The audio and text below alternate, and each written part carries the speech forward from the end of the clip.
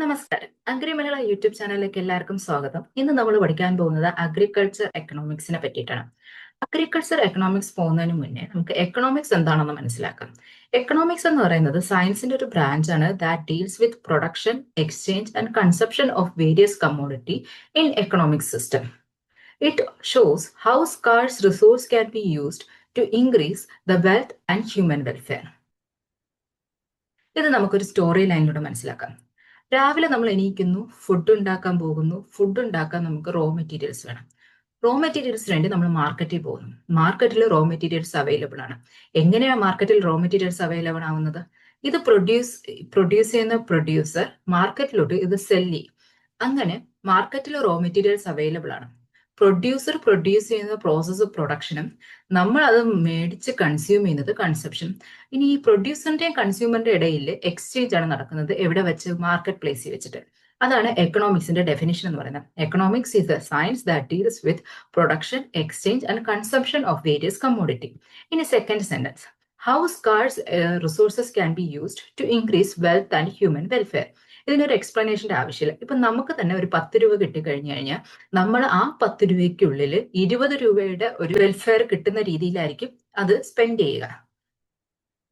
There are two major factors that are responsible for emergence of economic problem. Human wants എന്ന് പറയുന്നത് unlimited ആണ് as always. പക്ഷേ ഈ human വാണ്ട്സിനെ meet ചെയ്യാൻ വേണ്ടിയിട്ടുള്ള റിസോഴ്സസ് അവൈലബിൾ ആണോ? അല്ല. അതാണ് രണ്ട് factors: the existence of unlimited human wants and the scarcity of available resources. ഇനി നമുക്ക് എക്കണോമിക്സിന്റെ ഡെഫിനിഷൻ നോക്കാം. എക്കണോമിക്സ് എന്ന് പറയുന്ന വേർഡ് ഗ്രീക്കിൽ നിന്നാണ് ഡെറൈവ് ചെയ്തിട്ടുള്ളത്. അതിനെ സ്പ്ലിറ്റ് ചെയ്ത് നമുക്ക് ഓയിക്കോസ് എന്ന് മനസ്സിലാക്കാം, നേമിൻ എന്ന് മനസ്സിലാക്കാം. ഓയിക്കോസ് എന്ന് പറയുന്നത് എ ഹൗസ്, നേമിൻ എന്ന് പറയുന്നത് മാനേജ്മെന്റ്.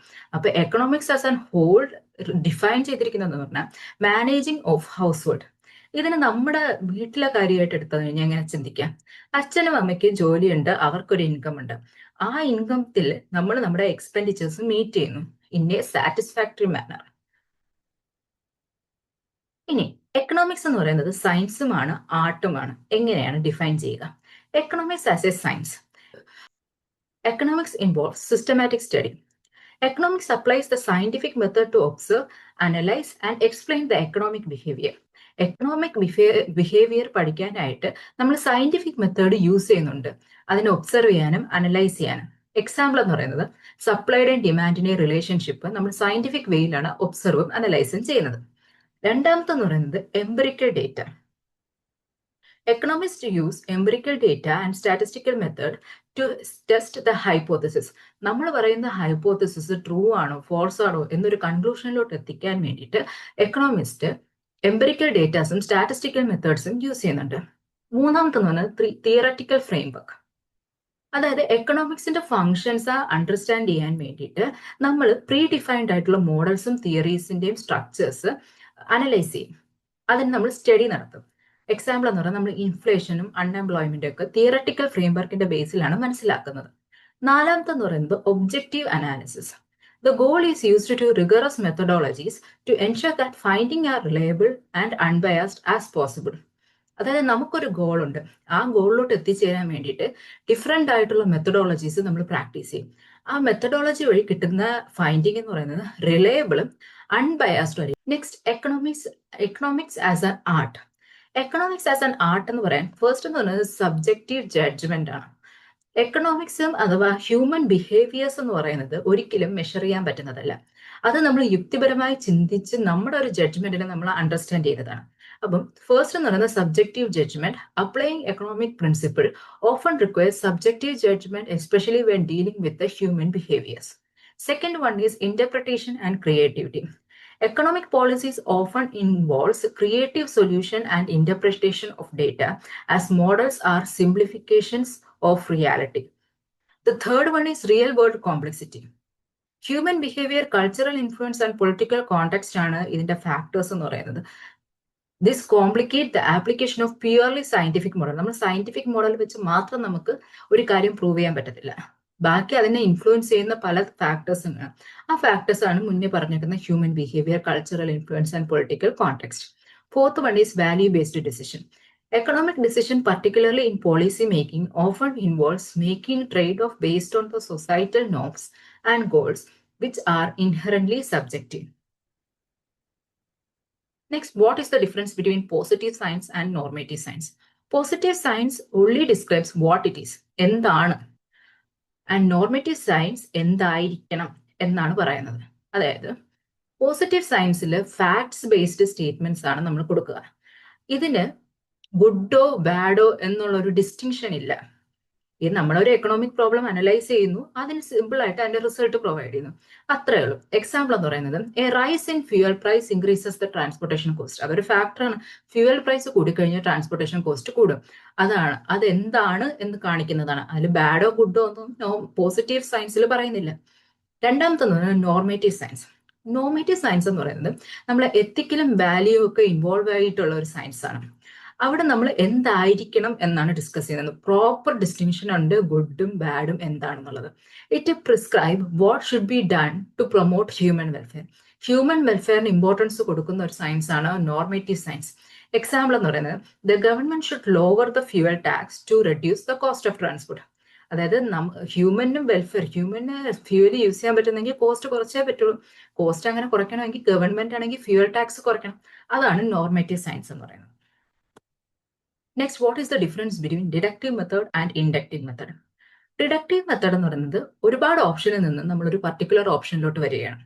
ഇൻഡക്റ്റീവ് മെത്തേഡ് എന്ന് പറയുന്നത് പർട്ടിക്കുലർ ഓപ്ഷനിൽ നിന്ന് നമ്മൾ ജനറൽ ആയിട്ട് ഒരുപാട് ഓപ്ഷനിലോട്ട് പോവുകയാണ്.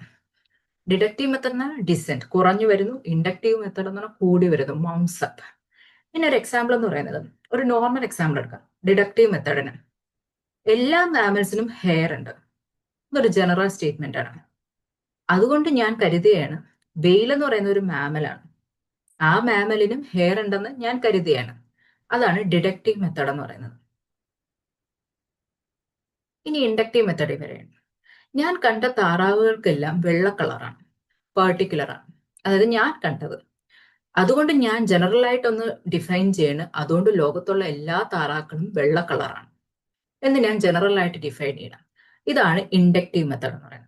ഇനി ഡിഡക്റ്റീവ് മെത്തേഡ് എന്ന് പറയുന്നത് കോംപ്ലക്സ് എക്കണോമിക് ഫിനോമിനെ അനലൈസ് ചെയ്യാനാണ് യൂസ് ചെയ്യുന്നത്. അതായത് കോസും എഫക്റ്റും തമ്മിൽ ഇൻസെപ്പറബിൾ ആയിട്ടുള്ള, സെപ്പറേറ്റ് ചെയ്യാനോ നമുക്ക് അണ്ടർസ്റ്റാൻഡ് ചെയ്യാൻ പറ്റാത്ത ഒരു കോംപ്ലക്സ് എക്കണോമിക് ഫിനോമിനെ അണ്ടർസ്റ്റാൻഡ് ചെയ്യാനാണ് ഡിഡക്റ്റീവ് മെത്തേഡ് യൂസ് ചെയ്യുന്നത്. എക്സാമ്പിൾ എന്ന് പറഞ്ഞാൽ traders earn profit in there business is A general statement. Traders profit earn ചെയ്യും, അതായത് നമുക്കിപ്പം ഡിസ്കൗണ്ട് തരുന്നെന്നൊക്കെ പറഞ്ഞാലും അവർക്ക് പ്രോഫിറ്റ് മുൻ വെച്ചിട്ട് മാത്രമേ അവർ ഡിസ്കൗണ്ട് തരുന്നുള്ളൂ. അപ്പൊ ട്രേഡേഴ്സ് ഏൺ പ്രോഫിറ്റ് എന്ന് പറയുന്നത് ഒരു ജനറൽ സ്റ്റേറ്റ്മെന്റ് ആണ്. ഇത് നമുക്ക് പ്രൂവ് ചെയ്യാൻ വേണ്ടി ട്രേഡേഴ്സിനോട് പോയി ചോദിക്കേണ്ടോ വെരിഫൈ ചെയ്യേണ്ട ആവശ്യമില്ല. ഇതാണ് ഡിഡക്റ്റീവ് മെത്തേഡ്. ഇനി ഇൻഡക്റ്റീവ് മെത്തേഡ്. കൺസെപ്ഷനെ പറ്റി പഠിക്കുകയാണ് നമ്മൾ. അപ്പൊ നമ്മൾ എന്ത് ചെയ്യണം? ആദ്യം ഡേറ്റ കളക്ട് ചെയ്യണം. ആരുടെയൊക്കെയാണ്?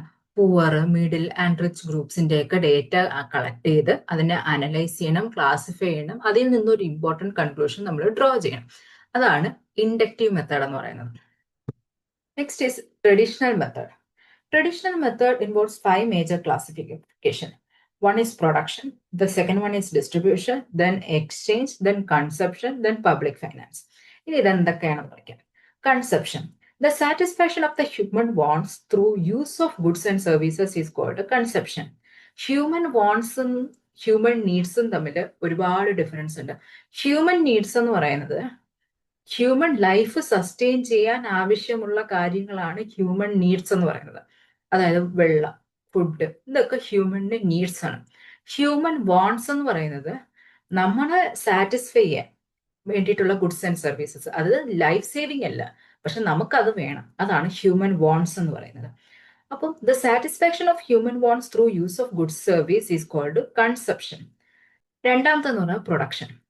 പ്രൊഡക്ഷൻ എന്ന് പറയുന്നത് goods that satisfy human wants are viewed as bundles of utility. Utility എന്ന് പറയുന്നത് anything that satisfy human wants, and the production or the creation of this utility is known as production. Utility produce ചെയ്യുന്നതാണ് production. Utility എന്ന് പറയുന്നത് humans വാണ്ട്സിനെ satisfy ചെയ്യാൻ പറ്റുന്നതാണ് utility എന്ന് പറയുന്നത്. ഇനി ഫാക്ടേഴ്സ് ഓഫ് പ്രൊഡക്ഷൻ നമുക്ക് എല്ലാവർക്കും കുഞ്ഞു ക്ലാസ്സിൽ പഠിക്കുന്നതാണ്. Land, labour, capital and organisation. The third one is exchange. Goods are produced not only for self-consumption but also for sales. They are sold to buyers in market. The process of buying and selling constitute exchange. Exchange നടക്കുന്നത് എവിടെയാണ്? മാർക്കറ്റിലാണ്. Producers goods cell ചെയ്യുന്നതും മാർക്കറ്റിലാണ്, consumers goods by ചെയ്യുന്നതും മാർക്കറ്റിൽ നിന്നാണ്. Fourth one is distribution.